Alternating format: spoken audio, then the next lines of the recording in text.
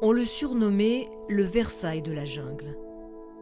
C'est sur cette colline qu'au temps de sa splendeur, le maréchal Mobutu s'était fait ériger un somptueux palais. 25 ans après sa chute, il ne reste plus qu'un tas de ruines à Kawele, dans le nord-ouest de la République démocratique du Congo. 2 guerres civiles sont passées par là. Si le palais est dans cet état, c'est parce que la crise bat son plein dans le pays. S'il n'y avait pas de crise, la maison de feu Le Maréchal ne serait pas aussi délabrée. L'accès est ouvert à plusieurs endroits, les voleurs viennent de partout, de Wamba, de Ngoloma, pour piller. Difficile aujourd'hui d'imaginer que les grands de ce monde ont défilé ici, reçus avec faste par celui qui a dirigé l'ex-Zaïre d'une main de fer pendant 32 ans.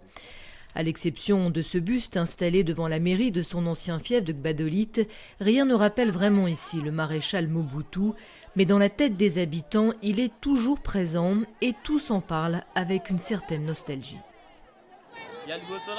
On me racontait que le président Mobutu n'autorisait pas l'usage du téléphone, mais le pays allait assez bien. Nos parents travaillaient, l'argent circulait, ça aidait pour nous élever. Oui, Mobutu était un dictateur, mais si c'était le prix à payer pour avoir un pays uni et fort, beaucoup en semblent ici convaincus.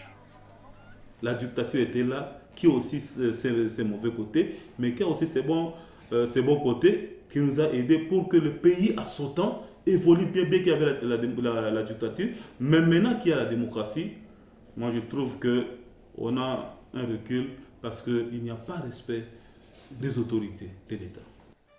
Et la dictature Mobutu était aussi le meilleur rempart contre les attaques extérieures, regrette cette ancienne collaboratrice du maréchal. Le président Mobutu a défendu l'unité nationale. Comme je venais de le dire, nous avons 9 voisins. Aucun voisin n'a jamais osé prendre un seul parti de notre territoire, comme on le voit aujourd'hui. Renversé le 17 mai 1997 par la rébellion de Laurent-Désiré Kabila, le maréchal Mobutu, qui souffrait d'un cancer, est mort 4 mois plus tard au Maroc, où se trouve toujours sa dépouille. Sa première épouse et plusieurs de ses enfants, eux, reposent à Gbadolite. Mais cette chapelle a été détruite et leur tombe profanée. Ils ont dû être inhumés à nouveau dans un cimetière voisin.